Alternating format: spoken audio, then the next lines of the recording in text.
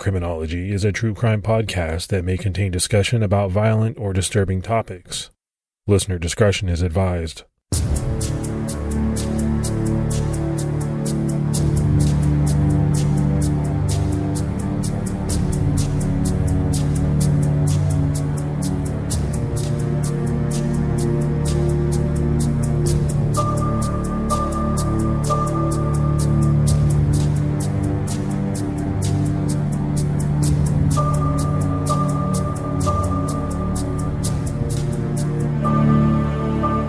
Hello, everyone, and welcome to episode 156 of the Criminology podcast. I'm Mike Ferguson.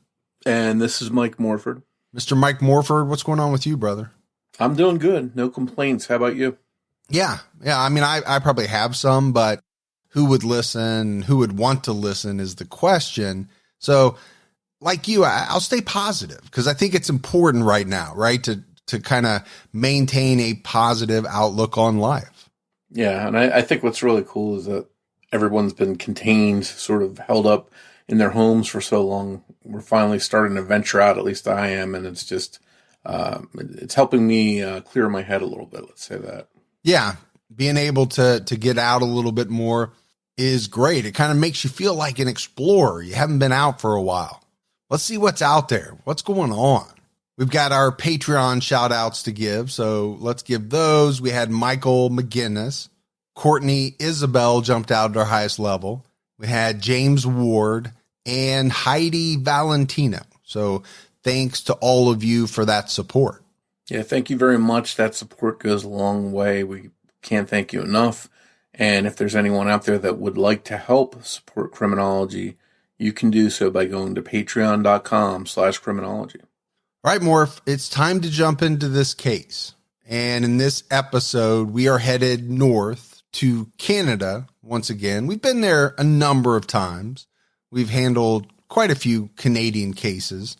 It was in 2019 that two Canadians, 18-year-old Bryer Schmegelsky and 19-year-old Cam McLeod, embarked on a deadly crime spree, leading to one of the largest manhunts in Canadian history, as police tried to stop their violent spree that spanned 2,400 kilometers across the west coast of Canada. On July 15th, China Deese and her boyfriend Lucas Fowler were found dead on the Alaska Highway in British Columbia, Canada. Days later, 64-year-old Vancouver resident Leonard Dick was also found dead. The murders were shocking, and police from the very beginning had their hands full.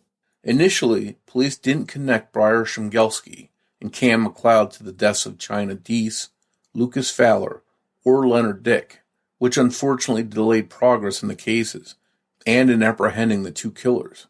At first, police released a public statement asking for residents to keep a watchful eye out for the two teenagers, who were at that time believed to be not suspects, but rather in danger, targeted by whoever was on a killing spree. Cam and Bryer were listed and treated as missing persons for 4 entire days before it became clear that they were the ones who were the source of any danger. Lucas Fowler was a 23-year-old from Australia. China Deese, an American, was 24 years old. Lucas and China both had 3 older siblings. Lucas loved nature, camping, travel, and riding dirt bikes. He had been on a 2-year backpacking trip, and when he was in Croatia, he met China Deese, who was from North Carolina. The young couple was last seen by surveillance cameras on July 13th at a gas station in Fort Nelson, British Columbia. The camera captured them near their blue 1986 Chevrolet van. The lens caught them hugging and kissing each other before getting into the van and driving off toward more adventures during their road trip in Western Canada. It was clear that the young couple was happy and in love, unaware of what they would soon face. The road trip they were on would take them through Western Canada, headed to Alaska, and they had loaded up their van with everything they needed to keep them comfortable for the trip, which was supposed to last 3 weeks. China and Lucas celebrated Christmas 2019 together in the United States, and shortly after, Lucas traveled to British Columbia to work on a ranch. He and China stayed in constant contact, spending hours on the phone each day until she finally joined him. They spent a week together at the ranch before they started their road trip, which they were both very excited for. On July 12th, China and Lucas left Hudson's Hope, British Columbia, for their road trip to Alaska.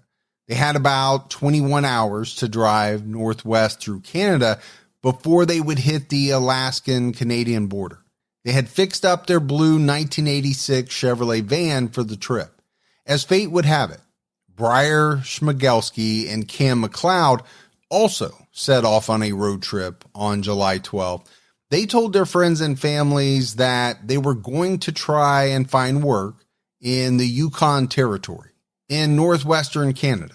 It was assumed that they were heading to Whitehorse to try to find jobs. The two boys were very close.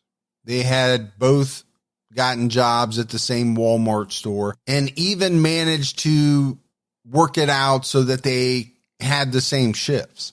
It was no secret to either of their families that they weren't happy working at Walmart, so it kind of seemed normal for them to go seek work together. The two young men each had some luggage packed into Cam's Dodge Ram truck.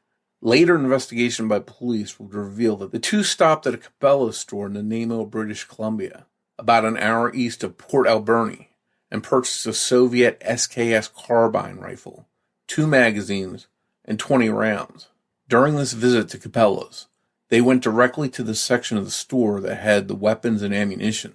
It seems this was exactly what they were shopping for, and didn't buy the weapon and ammo on a whim. Cam was the one who was able to buy the rifle with his possession and acquisitions license. Lucas and China's van broke down on July 14th along the Alaska Highway, and they were spotted by mechanic Curtis Broughton and his wife, who stopped to see if they needed help.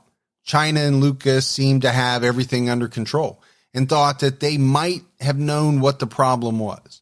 They thought the van had flooded and they were just waiting a little while before trying to restart the engine. They also mentioned that they were going to call a tow truck, but that area of the Alaska Highway had no cell service. Curtis Broughton camped less than 2 miles away and was going to pass back by in the morning and planned to check on them then if they were still stranded.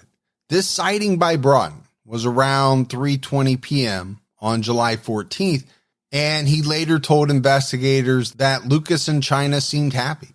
They were having a picnic while they waited to try to start the van.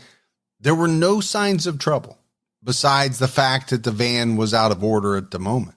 You mentioned something about their vehicle being flooded, which a lot of listeners, especially if they're younger, probably wouldn't know what that means. But on older vehicles, especially back in the 80s and before that, before there was fuel injection, a lot of vehicles had carburetors. And if too much gas got in and saturated and cut off the air in the carburetor, it could cause the vehicle to stall or not start. And that kind of van being out there when you run into carburetor troubles, I've driven a couple cars myself that had carburetor trouble, and they're not easy to deal with. And I could definitely see someone having issues with their carburetor and being stuck someplace. Yeah, I think you see it in older movies, Morph, when people are trying to start the car and you see them pumping the gas, right? We don't do that today. We turn the key and normally the car just kind of starts up and we drive off. But a little different back in the day, just kind of harkens back to a much different time. Other people stopped to try and help the stranded couple as well, and some even called the Royal Canadian Mounted Police and reported a broken down van. A road maintenance worker drove past their van and recalled that there was a man in the road, and a man and a woman closer to the van. The three appeared to be arguing. It turns out the man in the road was likely Cam McLeod or Bryer Schmegelsky, and the road worker may have witnessed Lucas and China's last moments alive. China and Lucas were last seen by a passerby at 7:15 p.m. The next day, on July 15th, at 3:25 a.m., Cam McLeod's Dodge Ram with a camper shell was seen at a gas station on Highway 97. This gas station was just under 160 kilometers north of where Lucas and China's van had broken down on the Alaska Highway. At 4:16 a.m., the Ram was seen again a little over 200 kilometers north of the Alaska Highway crime scene. At 6:20 a.m., a truck driver saw two people lying in a ditch near the spot where Lucas and China's van had broken down and stopped to check on them. He found a young man and woman, and they were clearly deceased. The road maintenance worker who had passed by the van the day before asked a colleague to check and see if the couple in the van were okay because of the argument that she had witnessed. At 6:47 a.m., the colleague found the truck driver directing traffic, clearly upset about the bodies he had just found. We mentioned in a lot of episodes how frustrating it is that people don't stop. They don't check stuff out. They just keep on driving. But here's someone that took the time to stop, and I can't imagine finding two dead bodies. That's got to be a horrible discovery for someone like that. Yeah, and in a lot of the cases we do, there is a person or persons who discovers a victim or victims in the story. I often think about, what a traumatic experience that would be. You're just driving along, probably going to work early in the morning, something that you've done thousands of times in your life. This morning's going to be very different. And I think, Morf, it's going to be something that would stick with most people for the rest of their lives. I mean, are you ever really going to forget the day that you found two young people dead on the side of the road? I don't think you are. I think it's something that's going to haunt you. Now, obviously, you didn't do anything wrong, but the mere fact that you discovered the bodies, I think that's something that you're going to have to deal with. And in some people, I think could cause some seriously negative effects throughout their life. At 7:22 a.m., RCMP in Prince George's Operational Communications Center received a call from the road maintenance worker, reporting that the colleague she sent had run into a trucker that found two dead bodies in a ditch. Other witnesses also started calling the RCMP as well. The nearest unit was the Fort Nelson RCMP, almost 4 hours away from the scene. The camper from the day before, who had planned to check on the couple in the van, was unable to follow up with his plan because a road maintenance crew stopped him around 9:15 a.m. It was around 10:30 a.m. before the Fort Nelson RCMP officers arrived and began to investigate the scene. They found the blue 1986 Chevy van belonging to Lucas with the side door open and one back window shattered. While investigating, they also found 5 spent shell casings. The bodies were identified as Lucas Fowler and China Deese just 36 hours after they were last seen on surveillance cameras. China and Lucas were dead. They were both lying face down about 10 feet away from the van and about 5 feet apart from each other. It was clear that both Lucas and China had been shot to death. The spot where their bodies were found was just over 19 kilometers south of Liard Hot Springs, which is where they may have been headed. The side doors to the van were left open, and one of the windows had been shot or smashed out.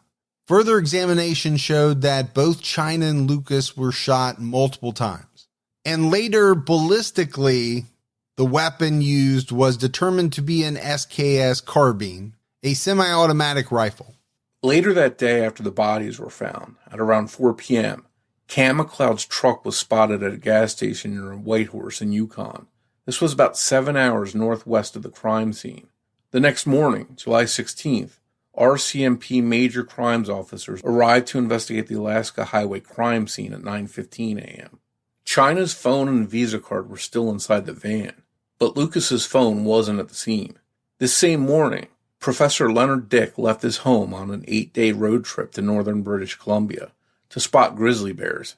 He had no idea that his route would take him into the crosshairs of two desperate killers. The following day, on July 17th, Cam McLeod called his family and told them that he and Bryer had made it to the White Horse. Leonard Dick texted his wife that day, and there was no sign of anything amiss with him. At that point, he had not run into the two young killers, but another man did that same day. Alaska resident Ken Albertson had pulled off the Alaska Highway to try to stay safe and get some sleep. He had been on a family trip in Montana and had been driving home for 15 straight hours. While pulled off, he noticed a truck with a camper shell drive by very slowly before stopping ahead of his car. Someone got out of the truck carrying a large gun and headed to the tree line along the highway before starting to slowly creep toward his car. While moving toward his car, this person held their gun as if they were hunting. It wasn't held down by their side. As the person continued towards Ken's car, the truck began to back up, trying to box his car in. Ken immediately got back into the driver's seat and took off, racing from what he assumed was some people up to no good. So, Morf, no doubt, this would be a scary situation. And I think a lot of people have been in something similar, not maybe to the point where, individuals were trying to box you in or walking up on you with a gun, but many people have been in situations where it just didn't feel right? Like what they were seeing led them to believe that someone was up to no good. And I think in that situation, you got to get the heck out. And that's what Ken did. I think sometimes you get a gut instinct that something isn't right, and you've got to trust your gut sometimes. And in this situation, it seems that it likely saved Ken's life. I would say it most likely did. I would also make the argument that what's the harm, right? You're not pulling out a gun and firing. You're just deciding that you're going to get away from whatever is going on. I don't see the harm in that. You might not be correct. You might be overblowing a situation a little bit, but I'm with you, man. Trust your gut. Get out of that situation. It could save your life. But even if you're wrong, I just don't see the downside in taking some type of evasive action. I think it's like that old saying, it's better to be safe than sorry. At the time Ken Albertson had that terrifying experience, he was acting because he felt he was in danger. But he didn't call police right away because he had escaped without incident. He was completely physically unscathed, and the people didn't follow him. So he really didn't feel there was a reason to get police involved. But soon he understood exactly how lucky he was to have trusted his instincts and left. He had saved his own life that day and didn't even realize it until the RCMP later announced Cam McLeod and Bryer Schmegelsky as suspects in the murders, revealing that they had a rifle with them. On July 22nd, 5 days after his run-in, he finally contacted police and told them about his close encounter. Ken had been parked at a pullout along the Alaska Highway near Haines Junction, Yukon, about 9 hours northwest of the site of Lucas and China's murders, and just 2 hours west of Whitehorse, where Cam should have been, according to what he told his family when he called them. On July 18th, the day after Ken Albertson narrowly escaped with his life, Leonard Dick texted his wife again, and everything seemed fine. But it was the last time he texted her, right around the time that he sent this last message to his wife. RCMP confirmed publicly that the bodies found on the Alaska Highway were China Deese and Lucas Fowler, and their families were finally notified about their deaths. It was later determined that at the time of this announcement, Cam and Bryer were in Jade City, back in British Columbia, 6 hours southeast of Whitehorse. They had stopped in at Cassiar Mountain Jade Store for some free coffee. They were driving the Dodge Ram at the time. They later ended up about an hour south of Jade City in Deese Lake, where they bought a few items, some gloves and a chocolate bar. This was the last time that Bryer's debit card was used. From Deese Lake, Cam and Bryer ended up heading back south to British Columbia. Authorities believe this was due to vehicle trouble, and this is why they ended up in Manitoba after originally heading toward the Yukon.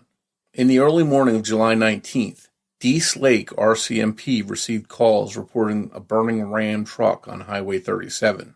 It would take hours, but police eventually determined that the burned Ram truck was registered to Cam McLeod, and news outlets began describing the truck which had been set ablaze. Upon hearing the news that the truck her grandson was traveling in had been found burning, Bryer's grandmother reported to authorities that Cam and Bryer were unaccounted for.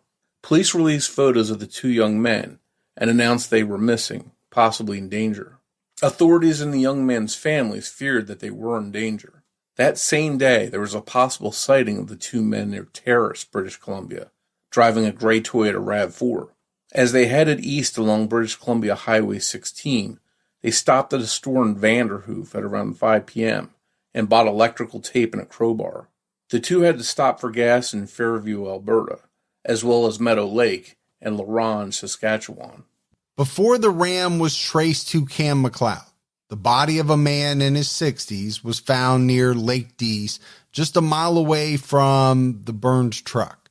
The man had several injuries, including multiple gunshot wounds that were later determined to have come from an SKS rifle. Police eventually linked the death of this man to the murders of China and Lucas, based on shell casings found at both scenes. When this man's body was found, investigators had not yet identified the owner of the burned out Dodge truck and thought it might have belonged to this unidentified dead man. Later that day, the RCMP were able to find out that the Ram was registered to Cam McLeod, not the unidentified man, as police originally suspected. Police released a sketch of the dead man asking for help from people in identifying him. Leonard Dick's wife, Helen, called the RCMP when she saw the sketch of the unidentified victim. She knew it was her husband Leonard, a botany professor at the University of British Columbia. He loved to drive around in his RAV4, and when he did, he would sleep on the side of the road on pullouts, much like Ken Albertson was trying to do when he was approached. Police quickly realized that Leonard's gray 2011 Toyota RAV4 was missing. Although police feared that Cam and Bryer might be in danger, it quickly became evident that they were likely responsible for the three murders, and a countrywide manhunt started for the pair. Many media reports state that they had as much as a 3-day lead once officials realized they were the likely killers. It was once the police finally listed Bryer, Schmegelsky, and Cam McLeod as the suspects, not victims, that the puzzle pieces started to fall into place. The Dodge Ram had been reported as heading north from the spot on the Alaska Highway where Lucas and China were found, just after the time that they were believed to have been attacked. Cam's truck was found pretty close to the spot where Leonard Dick was found dead. Gloves and a chocolate bar the two presumed killers had purchased with a credit card were found near his body. Leonard's gray RAV4 was spotted at a gas station the morning he was killed, and it was reported by witnesses that Cam and Bryer were driving it. They were spotted in both La Ronge and Meadow Lake, Saskatchewan, driving the RAV4. On July 20th, authorities released a sketch of the man that the road maintenance workers saw arguing with Lucas and China the night before they were found murdered. It looks like it could be Cam, but it's not really a dead ringer for either Cam or Bryer. Investigators also contacted Cam's girlfriend, who told them that he and Bryer had saved up for the road trip, but that on July 13th, she received a text from him informing her that they would not be coming back from the trip. It wasn't until July 22nd that the RCMP announced that there was officially a link between the two missing teenagers and the three murder victims in northern British Columbia. By then, Cam and Bryer were spotted at a Thompson, Manitoba McDonald's. While there, they used the electrical tape they had purchased to create racing stripes on the back and the hood of the RAV4. This was obviously an attempt to disguise the RAV4 that they were driving. Later that day, Gillum RCMP received reports of a car on fire. It was a Toyota RAV4. On July 23rd, Cam and Bryer were publicly listed as fugitives after the RCMP announced that the two were officially suspects in all three murders and were last seen in northern Saskatchewan. The manhunt for the men was enormous.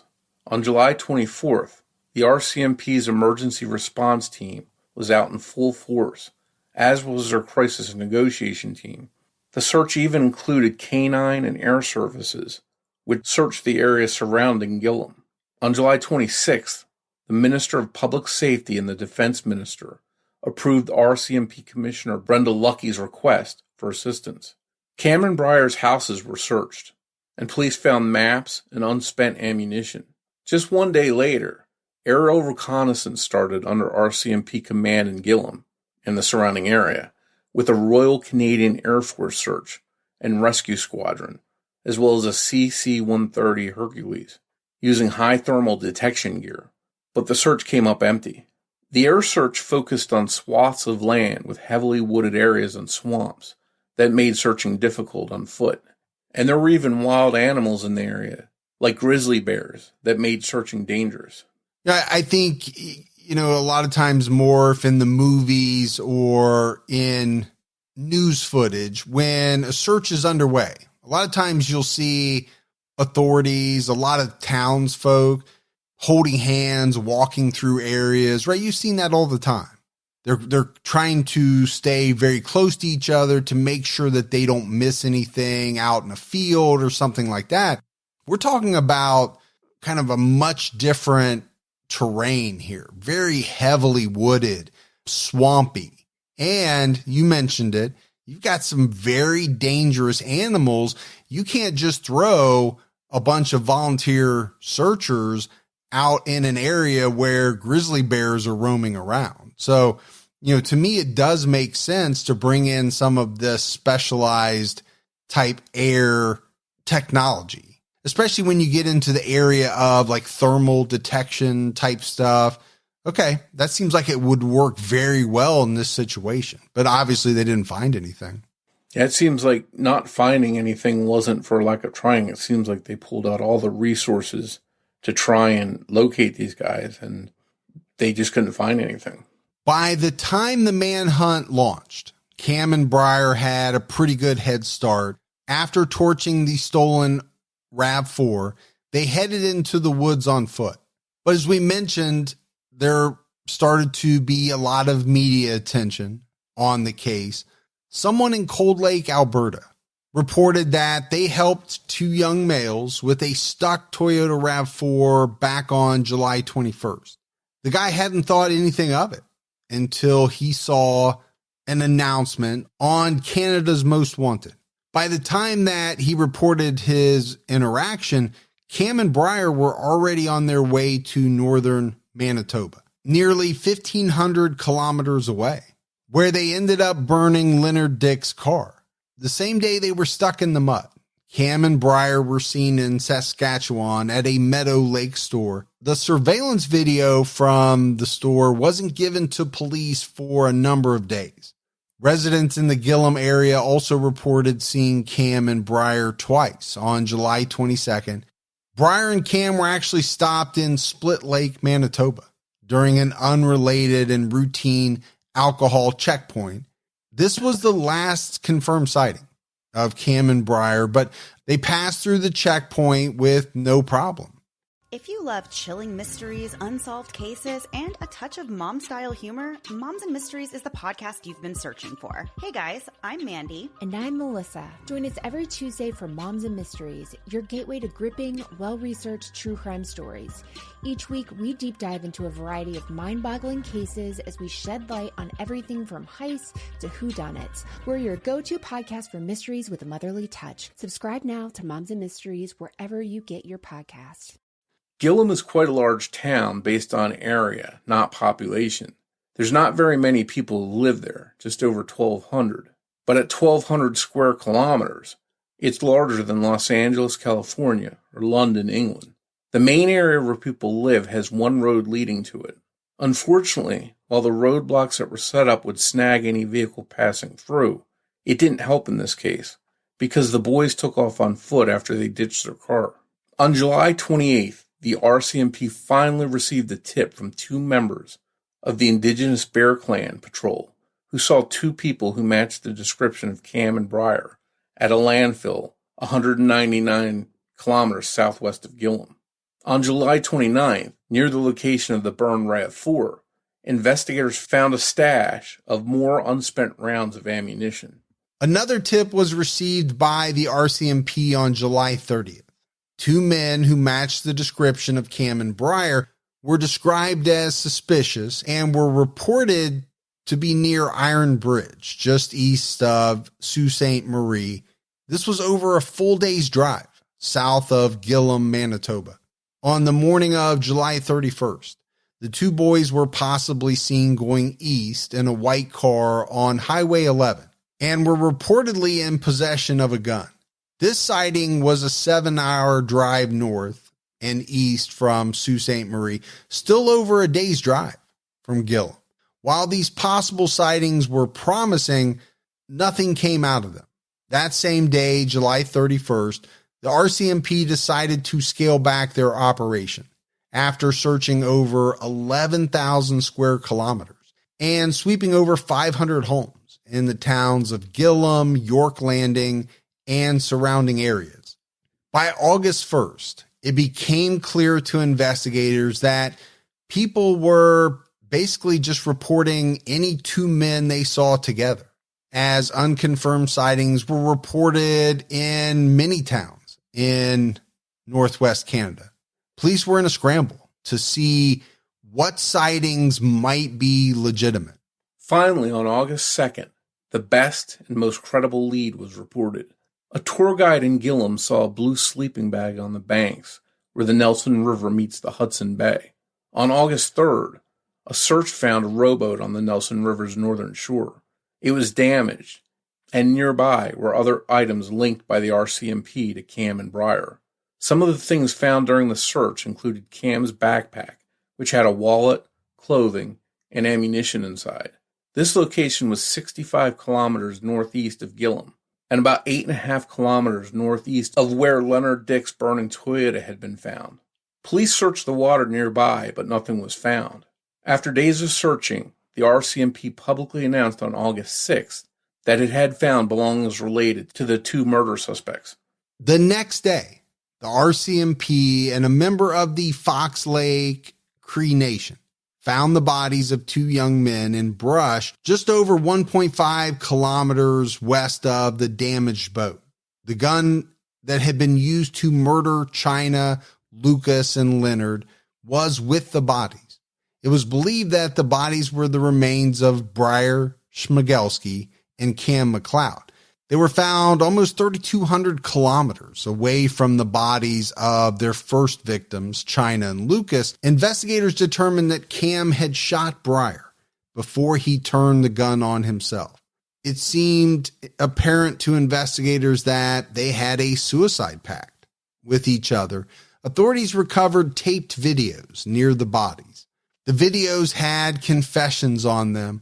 Almost a week later, on August 12th, autopsy reports confirmed that the 2 bodies were indeed Cam McLeod and Bryer Schmegelsky.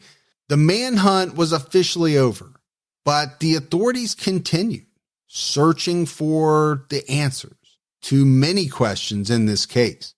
Investigators found that there was a lot more foreshadowing Bryer's involvement in this spree than Cam's.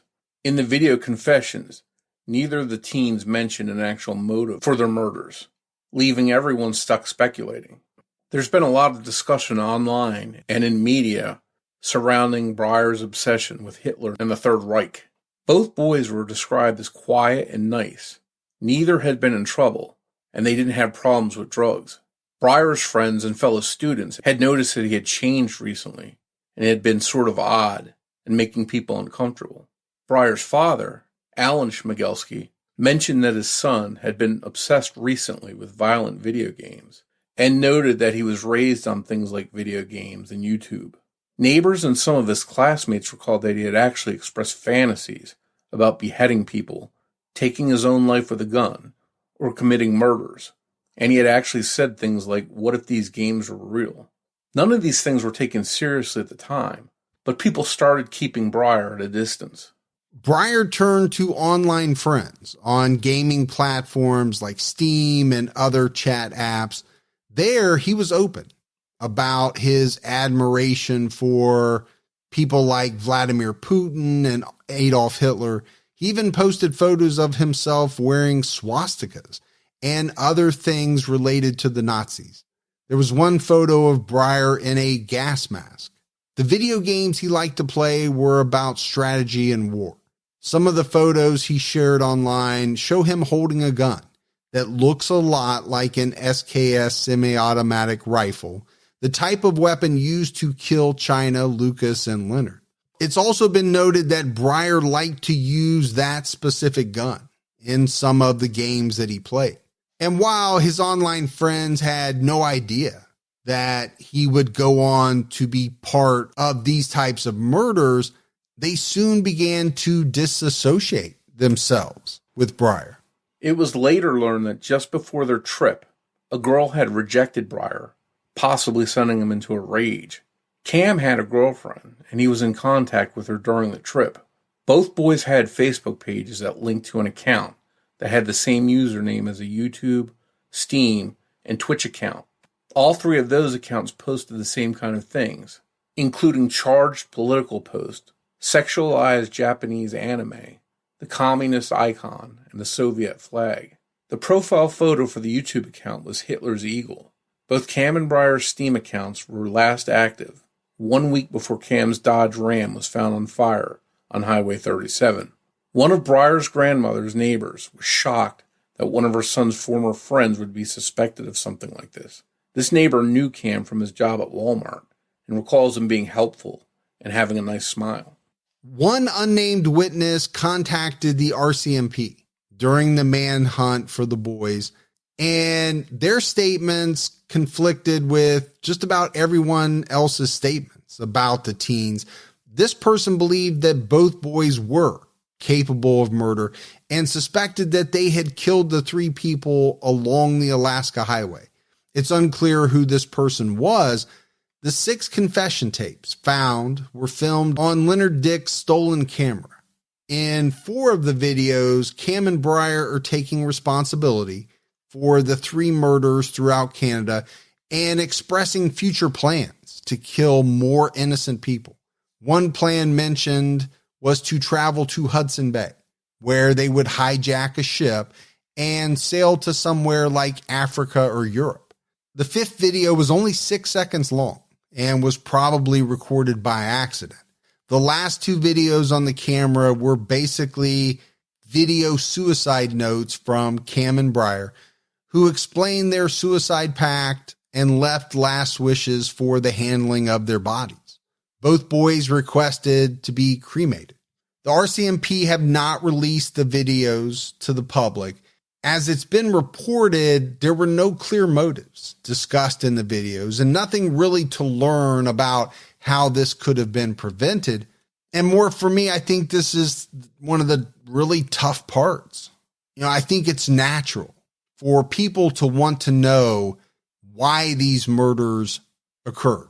Not that you would ever agree with the reasoning or understand the reasoning, but I think in these types of cases, you want to know what was going on in these kids' heads, why they thought they needed to or wanted to do the things that they did. I think the problem here is we likely never will know. The RCMP believed that releasing the confession videos would only serve to give the boys notoriety and encourage others to copy their crimes. Behavioral analysts told the RCMP that they believe the 2 boys made the videos for notoriety, so it makes sense not to give them that through those videos, even if they're not around to actually see it. Bryer's father, Alan, knew what the outcome of his son's killing spree would be. Before his son was found dead, he told reporters and police that he believed his son was suicidal because normal children don't want to hurt people like that. He believed his son was in immense emotional pain and believes that was basically the reason behind Bryer's part in the spree. He shared with viewers his emotional pain, knowing that he would never see his son alive again. This is not to say that Mr. Schmegelsky endorsed his son's actions, nor did he have any advance notice of what his son was going to do. The two boys had always been close. They grew up together, and for whatever reason, they decided to die together.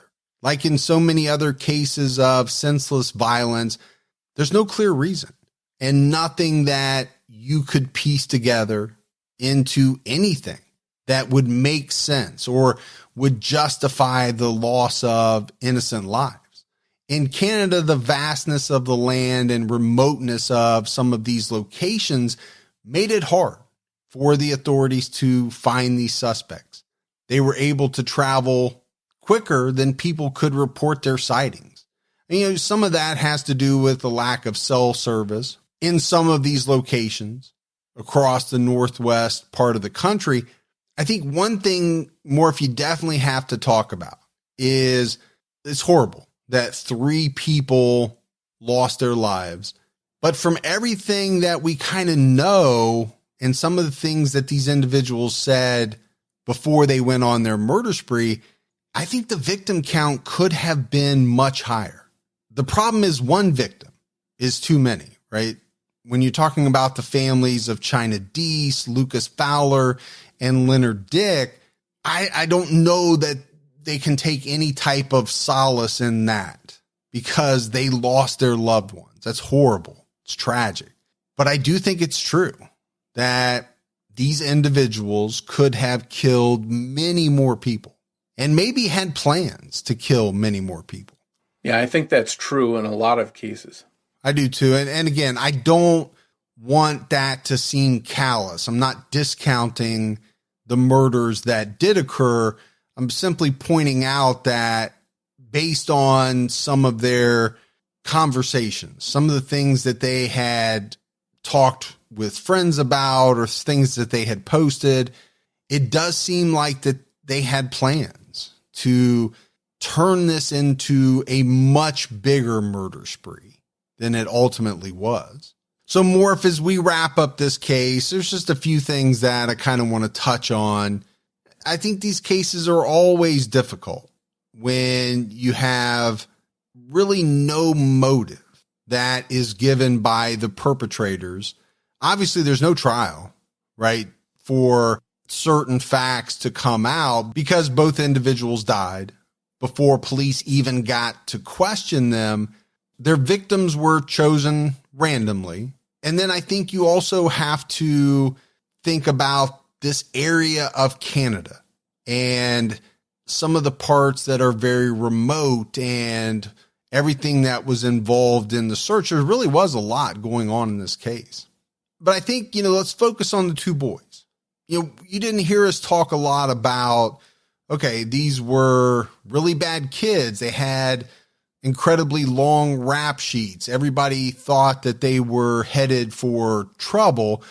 There were some signs, obviously, that they were into some things that you would say are questionable, right? I think anytime you're identifying with Hitler, okay, people are going to look at that and really question you as to what's going on in your head, especially if you're putting pictures of him or symbols of what he stood for on your social media accounts and different things like that.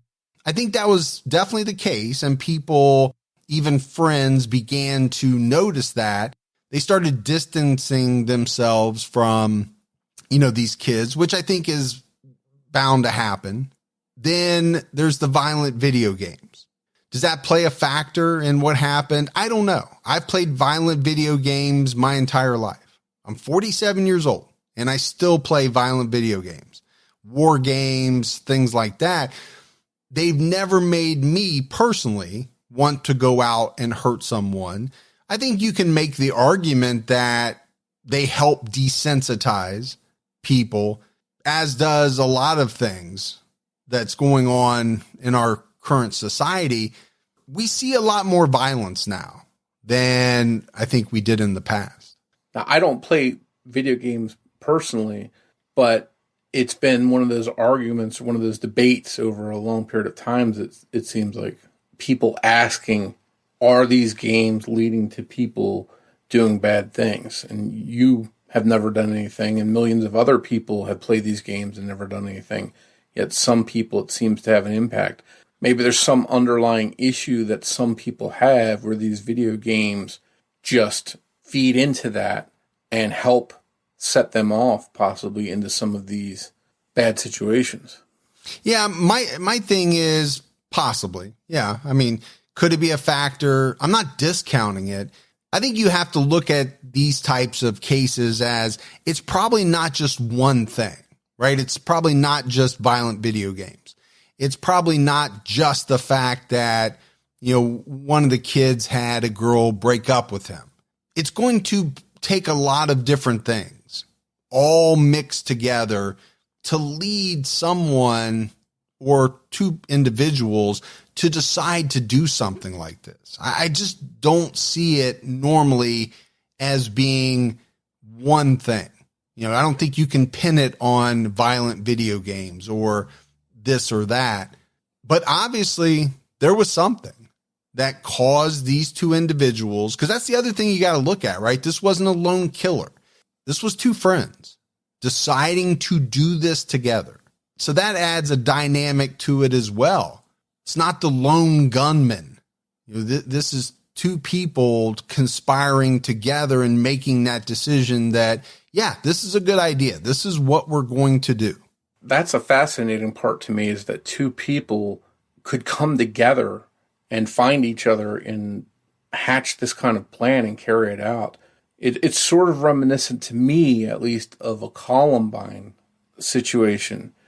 I don't know what these people are thinking, but somehow they find each other and they feed each other or feed off of each other, I should say. And that maybe allows them to carry it a little bit further from fantasy to eventual reality. Yeah, I think you're making a good point there, because, on your own, would you, even if you had the fantasies, would you take it to the ultimate step? But if you're emboldened by another person who shares those same fantasies and you talk about it all the time, maybe that's how, in this case, it happened, right? They fed off of each other and it built and built, and finally they decided to do what they did. I don't know. We're speculating. And I think that's, part of the troubling aspect of this case is we just don't know ultimately why they decided to do what they did. What we do know is that, 3 innocent people lost their lives. I don't want to forget that. China, Lucas, and Leonard, and their families had to deal with the aftermath. They have to live with that.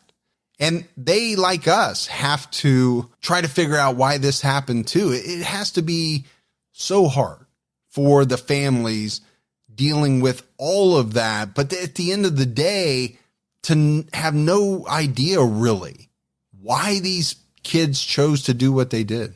It's tough. Yeah, and I really feel for the 3 victims, China, Lucas, and Leonard. They were just going about their daily lives and randomly encountered these 2 kids that were obviously troubled, and because of that encounter, their lives ended. It's very tragic. And it's also very scary, right? To think about from the standpoint of we're all going about our daily lives. We're all doing what we need to do. We go to work, we stop off at a convenience store, we stop to get gas. It's why I always say that, you kind of have to keep your head on a swivel, not to be paranoid, not to be, kind of shut up in a cocoon. But as you're going along, with your daily life, you got to watch out. You have to be aware of what's going on around you. Because to me, Morf, these weren't individuals who put themselves into a very dangerous situation and then were killed, because that happens as well, right? If you're going to break into somebody's house in the middle of the night, well, you're putting yourself in a very dangerous position. Somebody could have a gun. they could shoot you. But when you're just going along with your daily activities, you don't expect to lose your life at the hands of someone else. We just don't expect that. That is what is very scary. A person that you don't know, you've never met, you didn't do anything to, and they just chose you randomly to die. Thanks goes out to Sonny Landon for writing and research assistance in this episode. As always, if you love the show, but you haven't done so yet, go out, give us a rating. Keep telling your friends. That word of mouth about the Criminology podcast to your true crime loving friends really goes a long way. If you want to find us on social media, we're on Twitter with the handle @CriminologyPod. You can also find us on Facebook by searching for Criminology Podcast, or by joining our Facebook discussion group, Criminology Podcast Discussion and Fans. So that's it for our episode on the Canadian spree killers, Bryer, Schmegelsky, and Cam McLeod. But we'll be back with everyone next Saturday night with an all-new episode of Criminology. So for Mike and Morf, we'll talk to you next week. Take care, everyone.